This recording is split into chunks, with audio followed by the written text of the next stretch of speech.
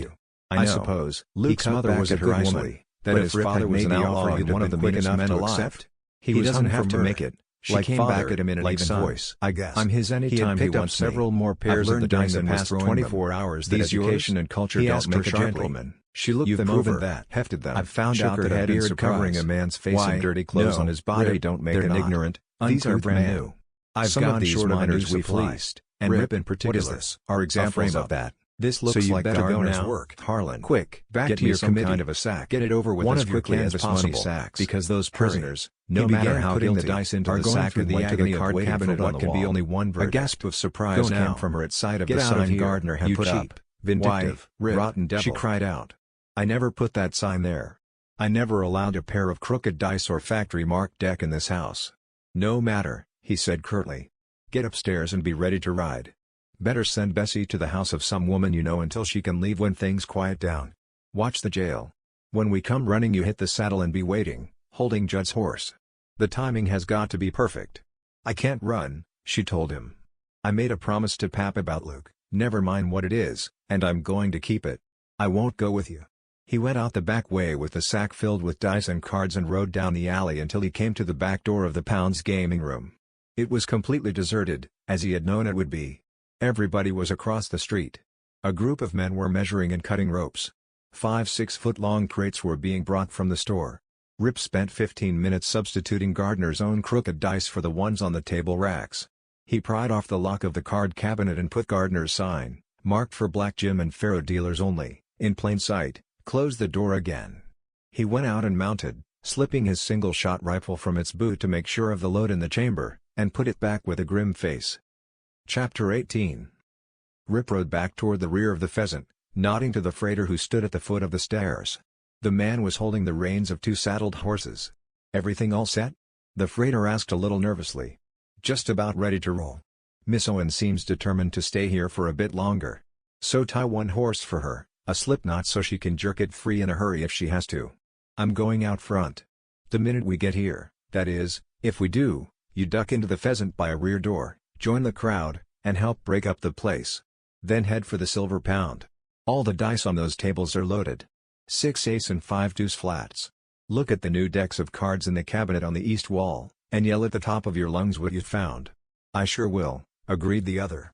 "Pierce, eh? I never liked the way he charged us for keeping our wagons and horses in his yard. The minute we get through busting up the Pheasant, I'll pass the word on to the boys and we'll head to the pound. So long, and good luck, Rip." "We'll need it," Rip assured him. Bessie came down the back stairs, a big bundle over one shoulder. She was frightened. Lila was sending her to the house of a friendly woman she knew, and only Lila Owens and Bessie knew that inside that bundle of clothing also were the contents of the big safe upstairs. Rip rode out into the street, surveying what lay before him. He was wary now, cold all the way through. His cobalt eyes took in every doorway, every window where a lurking assassin might be hiding. He knew the preacher and his crowd. He knew Pierce too. He saw something. Pierre LeBlanc and Big Thumb Barnum being shoved protesting along the street by 4 angry miners. Rip looked over toward the jail. The grim guards were still there, waiting. The shadows into the gulch were lengthening now, each added inch bringing nearer the doom of the waiting men. The ropes were up, 5 bright nooses dangling from the main rafter of the building. Rip reined up. He reached into a hip pocket and brought out his handkerchief, lifted his hat and mopped his brow. It had come. This was the moment he had been waiting for, the moment he had been dreading. The moment when he had to set in motion the machinery that would either set an innocent man free or fail and let him go to his death.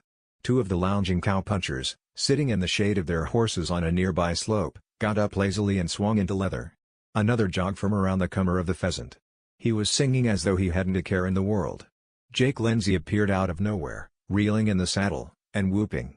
"I'm a curly wolf," he bellowed down the entire length of the street.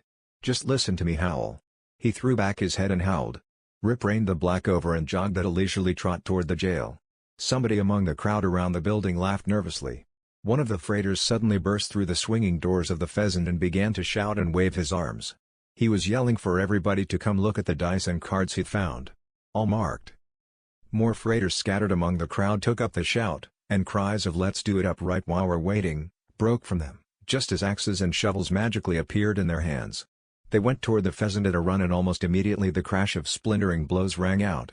This was more than the crowd waiting for the execution could stand. They milled toward the Pheasant and the riot was on.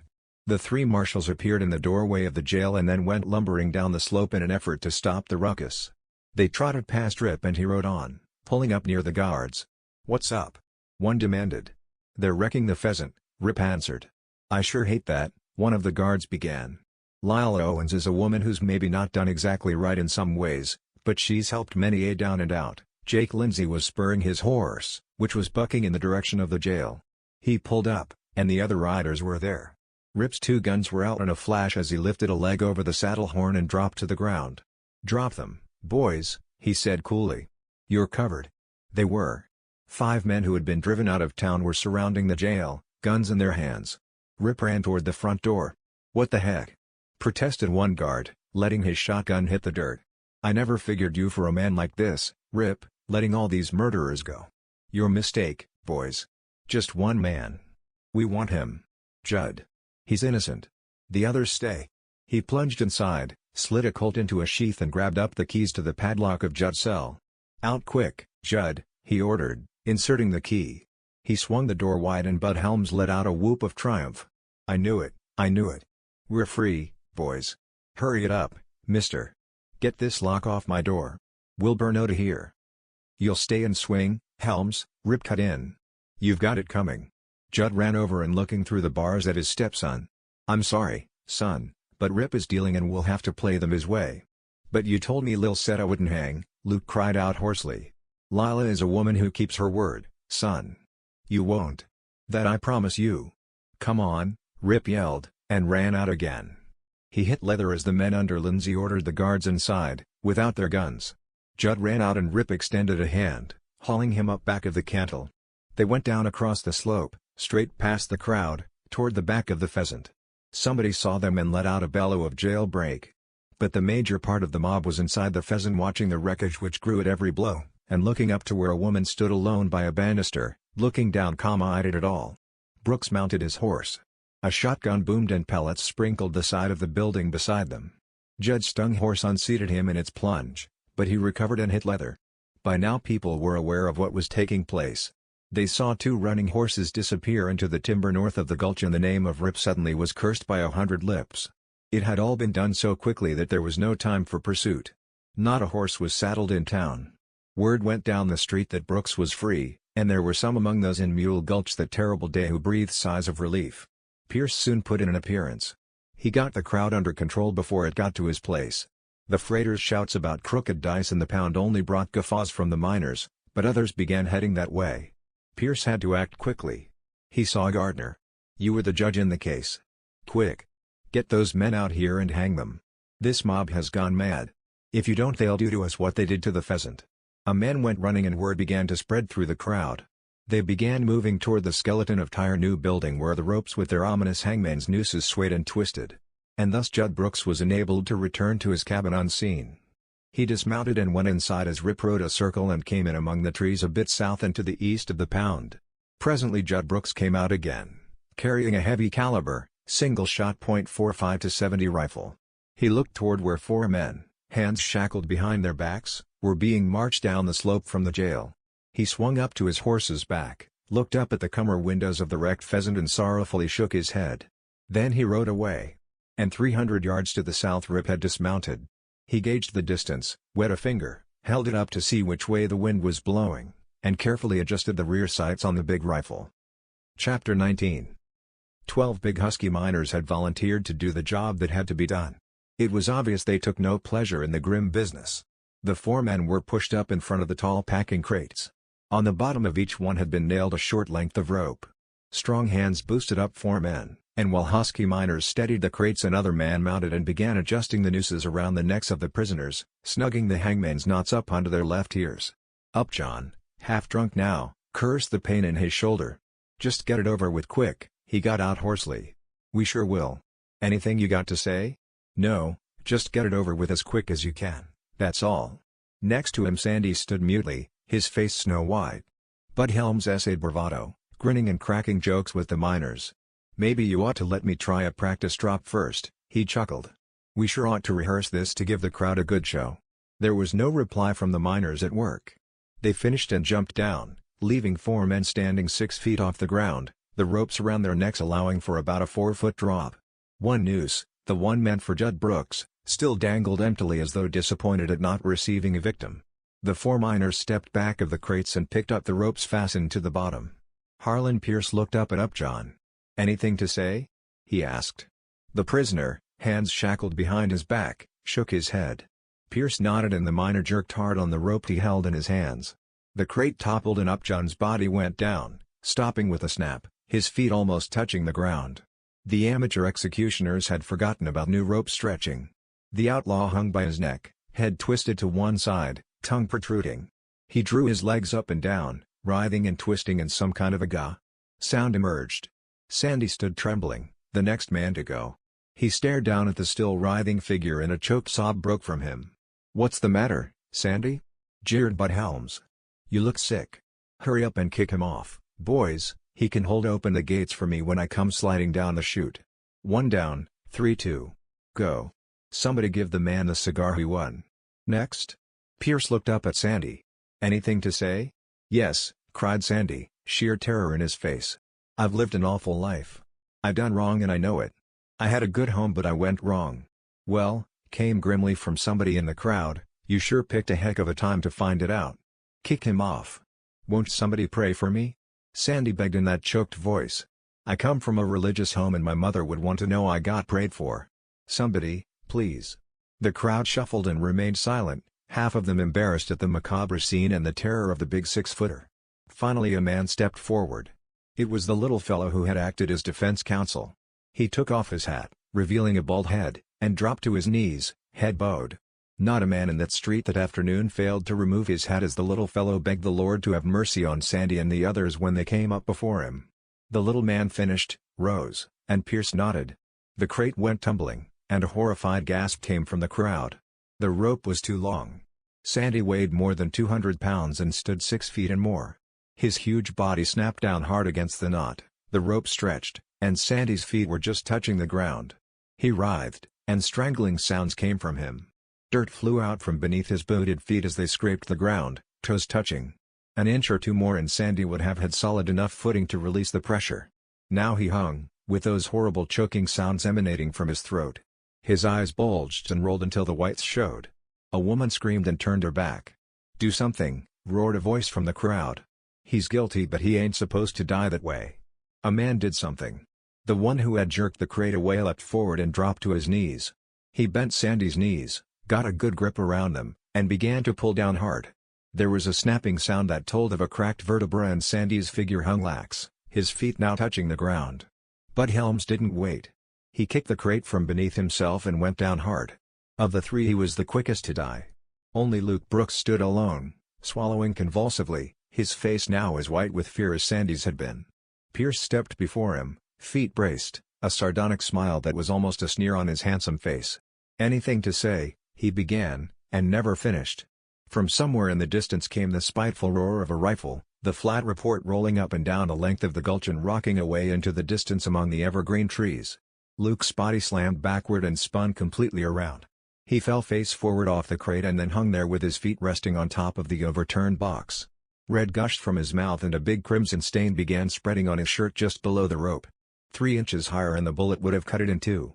The shock of it froze the crowd into immobility until necks began twisting. Then the rifle roared again. Pierce threw up both hands and fell forward into the dirt. And the crowd broke. A swelling, stentorian roar went through it. In back of the pheasant Lila Owens, dressed in boots, men's corduroy pants, and wool shirt, ran down the stairs. She leapt astride the waiting horse, spurring away. And 5 of the shotgun guards acted simultaneously. Jake Lindsay and his men, following the rescue of Judd, had boldly returned and were less than 100 yards away, standing in the doorway of a big tent bar, drinking whiskey, with their hands on their guns. They saw the guards running toward them and drew their guns. But before the astonished men realized what was happening, the 5 miners had grabbed the horses and, oblivious to the owner's yells of indignation, were setting off hard in pursuit of Lila and her father. 2 of the saddles carried saddle guns and boots. The men riding those 2 horses dropped their guns and pulled out the repeating rifles. They began firing at the fleeing figures, riding hard to cut them off. Lila came pounding up beside her father. They were spurring. Judd's hat was gone, his long hair flying. "Swing south," he yelled at her. "They're cutting us off." "Where's Rip?" "I don't know, there he is. South of town among the trees." "Come on." Rip was waiting as they came spurring by, and the black leapt into stride. Bullets drummed all around them until the magazines were empty and the men back of them with no more ammunition at hand. They disappeared among the trees and drummed south, leaving behind a town that for a second time that day had gone mad. Somebody was roaring and shouting about crooked dice in the pound, Harlan Pierce's own place. The crowd jammed in to get drinks and Gardner fought his way through to where a freighter was shouting and gesticulating. "Look at them, boys," the freighter bellowed. "All crooked. Try 'em. Everything from snake eyes to naturals with any pair on the table." No wonder he was hollering about Lila Owens running a crooked joint. It was to throw suspicion off himself. Gardner's slim hand flashed down beneath his gray coat.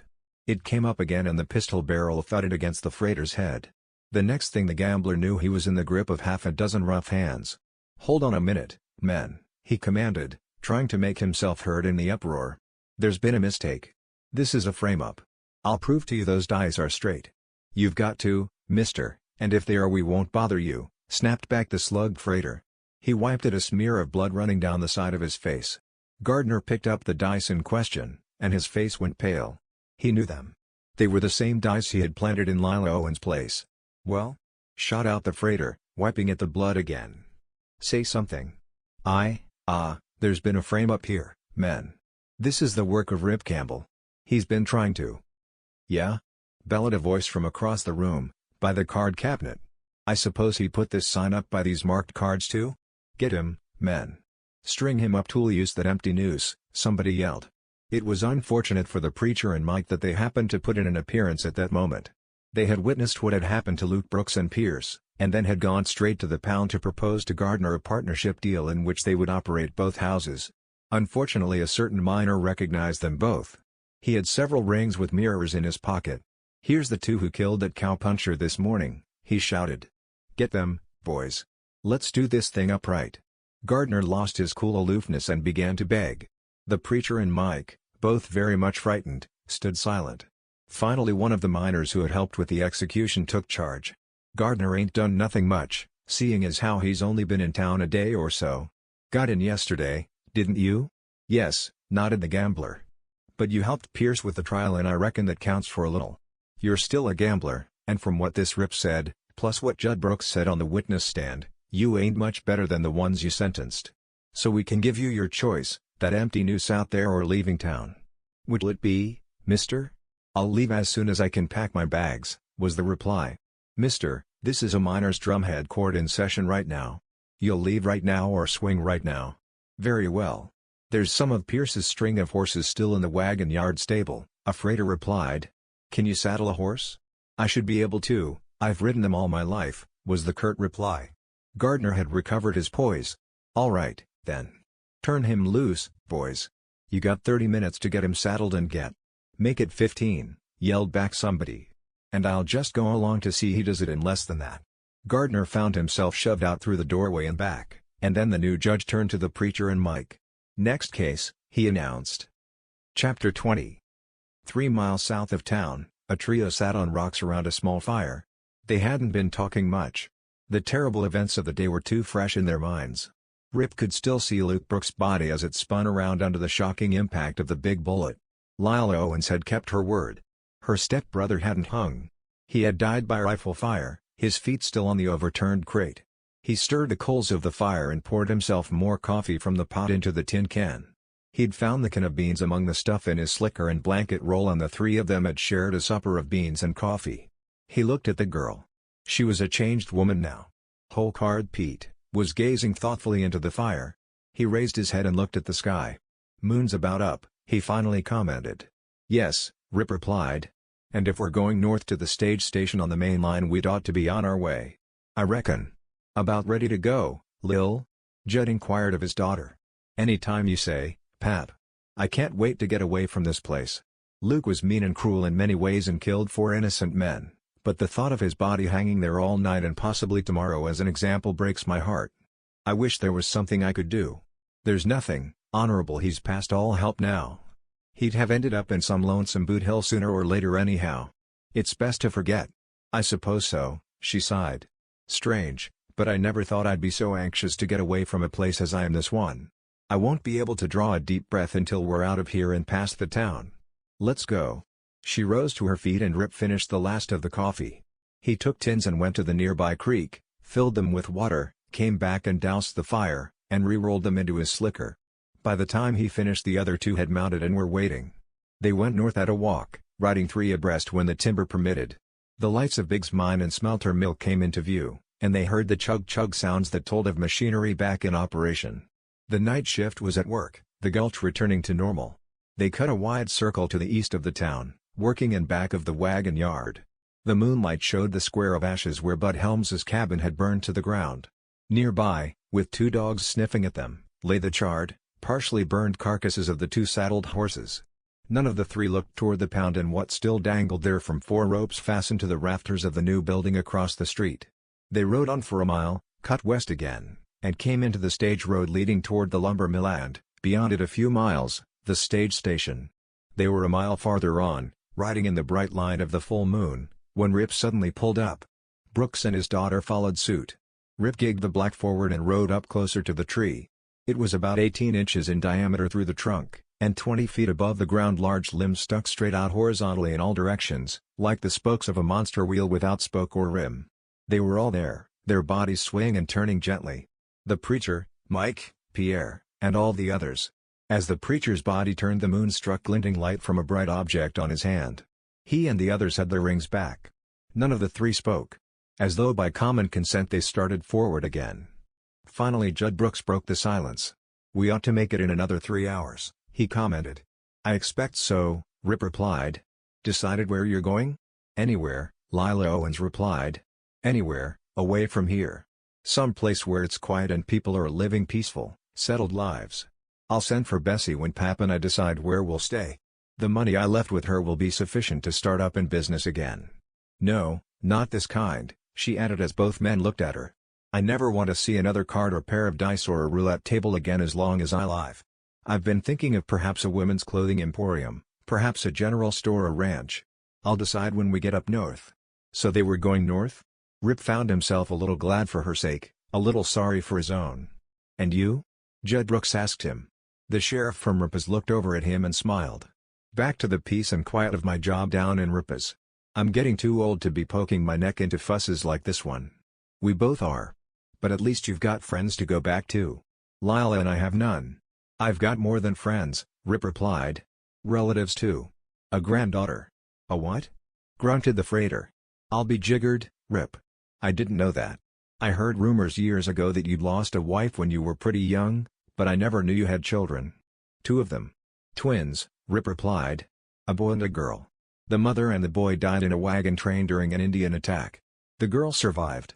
She's married to a rancher named Jeff Renfro and has a girl of her own. I can't wait to get back there and see her. As a matter of fact," he added, suddenly pulling up, "there's really no use in my going on any further. I'll just turn around and head back. As long as we've got to say goodbye it might as well be now." "So you're going north?" "That's what Lil said. Whichever way she wants. In that case I'll say goodbye and cut over a ways, make camp, and get an early start home in the morning." Lila Owens reined up her horse beside him.